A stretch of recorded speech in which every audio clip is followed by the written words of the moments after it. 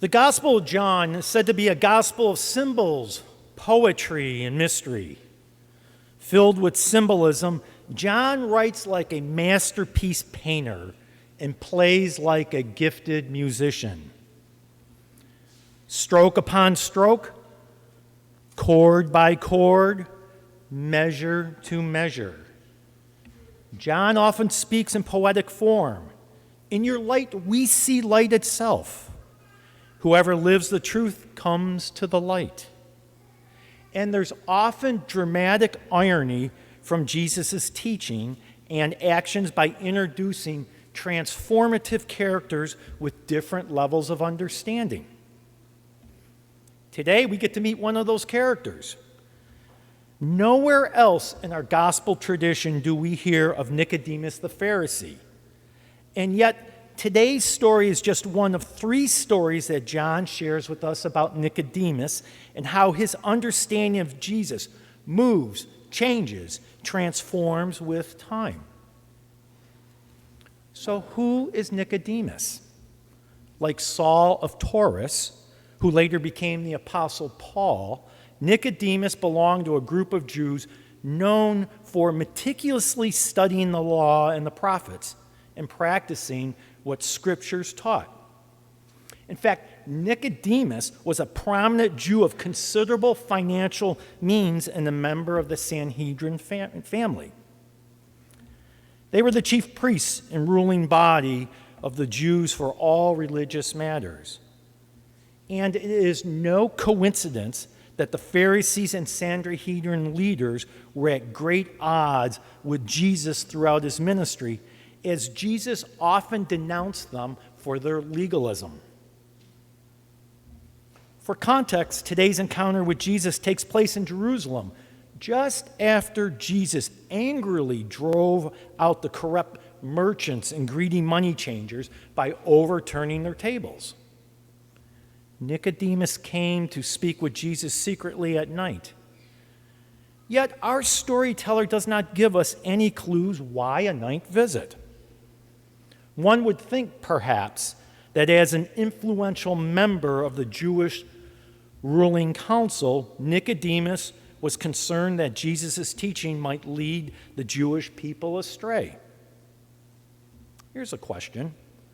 So why wouldn't you think an inquiry would be done in the normal course of a day with other supporting characters and witnesses? I have a thought. Perhaps Nicodemus wanted to avoid the daylight that might reveal himself associating with Jesus, or to avoid another scene like that in the temple with the money changers. Perhaps Nicodemus saw this man Jesus who said things and who acted differently from the other teachers, and he himself was confused and wanted to understand more. Indeed, and in that cover of darkness, Jesus challenged Nicodemus to look at everything in a new way.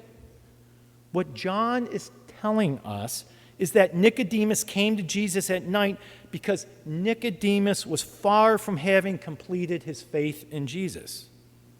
Since Jesus is the true light, who gives light to all people, Nicodemus had not yet found that light.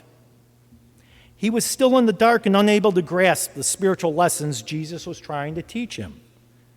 Just as Jesus, who gives the blind man his sight and opens his eyes to a new revealing world, Nicodemus had to transform, convert, or change his understanding from an earlier stage of God's revelation to a new one. He had to go from an Old Testament worldview to a New Testament worldview. Yet, Nicodemus had a mind and heart that was seeking to know the truth, and coming to Jesus was the best place to begin. Simply put, Nicodemus was indeed open to a fresher, a deeper, more transformative, and a fuller awareness of God's presence. And what is not shared in today's gospel story, but found later in John, is we find Nicodemus in broad daylight speaking up to his base about fairness and keeping an open mind about Jesus.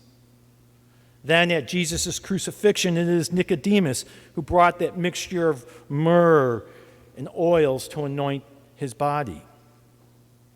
Today, we celebrate Laetare Sunday, a day to rejoice. That's why we wear these colors. We're midway through Lent. With today's daylight savings time change, light conquers darkness as darkness continues to fall. The cold, dark, snowy. Okay, don't turn around now.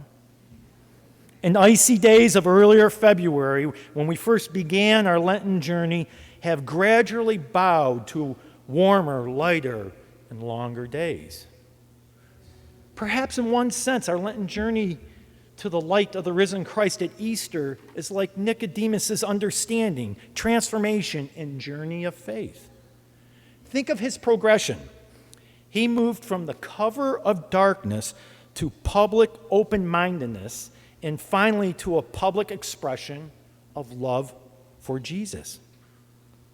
Lent is designed to drag and pull us from our false safety of darkness, be it our own vices of selfishness, materialism, and casteism, into the Easter light of Christ. Just as the season slowly changes with more and more daylight, so does the light of Christ come closer to us. Wherever we may be in our own understanding, transformation, or journey from darkness to light, Nicodemus is a good example for us not to be afraid to show up, even when we don't have it all figured out. He's an example of not being afraid to ask questions, to speak up with a different or unpopular viewpoint. Most importantly, he's an example to first begin with Jesus with an open mind and heart. And when we begin with Jesus, we no longer must fear the prowling and crawling through the darkness of night.